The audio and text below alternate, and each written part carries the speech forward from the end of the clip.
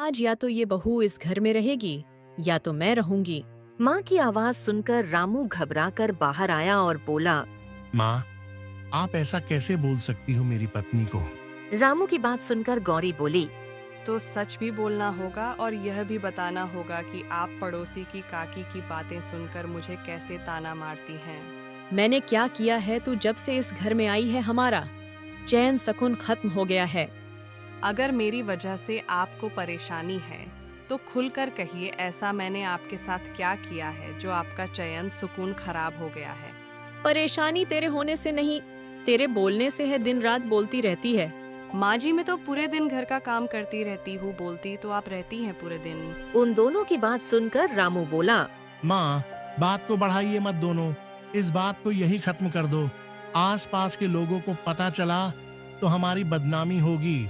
नहीं, आज बात पूरी होगी। मैंने जिंदगी भर इस घर के लिए सब कुछ किया है। अब कोई और यहाँ अपनी जगह बना रहा है। मेरे घर में अब कोई मेरी बात ही नहीं सुनता। माँ जी, मैं जगह छीनने नहीं आई हूँ आपकी, मैं तो आपके घर में अपनी जगह बनाने आई हूँ।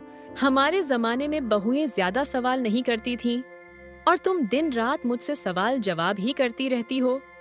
सास मैं हूँ या तुम?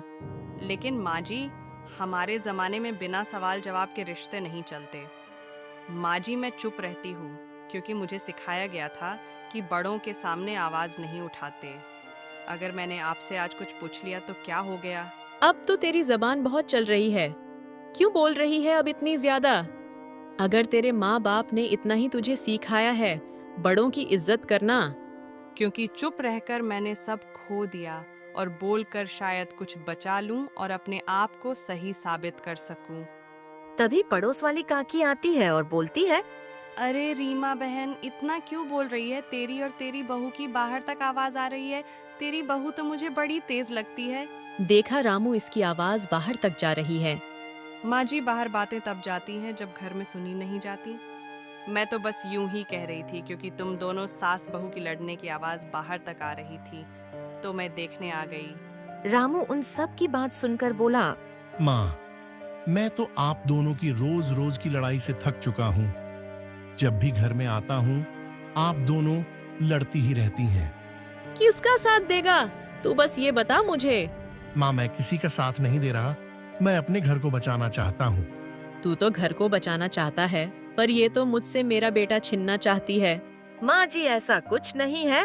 मैं कभी नहीं चाहूंगी कि आपसे आपका बेटा छिने। उन दोनों की बात सुनकर विमला बोली। रीमा, तू तो सास नहीं डरी हुई माँ बन गई है। डर? किस बात का? मुझे जो सच है मैं तो वही बोल रही हूँ। तुझे इस बात का डर है कि कहीं बहू बेटी बन गई तो तेरा हक अपने बेटे और घर पर कम न हो जाए। रामू की माँ विमला की बात सुनकर बोली। जब मेरी बहू ही मुझे माँ नहीं मानती तो मैं इसे बेटी कैसे मानूं? माँ जी, अगर आप मुझे बेटी मानती तो हर बार मुझे पराया न कहती। मैं तेरी सास हूँ, तेरी दोस्त नहीं। और मैं भी बहू हूँ, आपकी दुश्मन नहीं। मैं चुप इसलिए नहीं रही कि मैं कमजोर हूँ, मैं इसलिए चुप रही कि ये घर टूट न जाए। तो आज क्यों इतना बोल रही है? आज मेरा सब्र खत्म हो गया है माँ जी, और आप मुझे बेटी मान लेगी तो मैं भी आपको माँ जैसा प्यार दूंगी। रीमा देवी सीमा की बात सुनकर थोड़ा उदास हो गई और बोली। मैंने कभी किसी से प्यार मांगना नहीं सीखा। सीमा, मेरे बेटे ने मुझे हमेशा बिना मांगे प्यार दिया, लेकिन जब से तू आई है तब से मेरा प्यार बढ़ गया। माँ जी, आज आप मुझसे बेटी की तरह प्यार मांग लीजिए, मैं आपको हमेशा बेटी की तरह प्यार दूंगी। अगर मैं तुझे आज से बेटी मान लूं तो तू मेरी बेटी बनेगी या नहीं? मैं सच में आपकी बेटी बन जाऊंगी अगर आप मुझे बहू ना मानकर बेटी मान ले तो। पड़ोसन उन दोनों की बात सुनकर चुप हो गई, क्योंकि वो तो सास बहू के बीच झगड़ा बढ़ाने आई थी।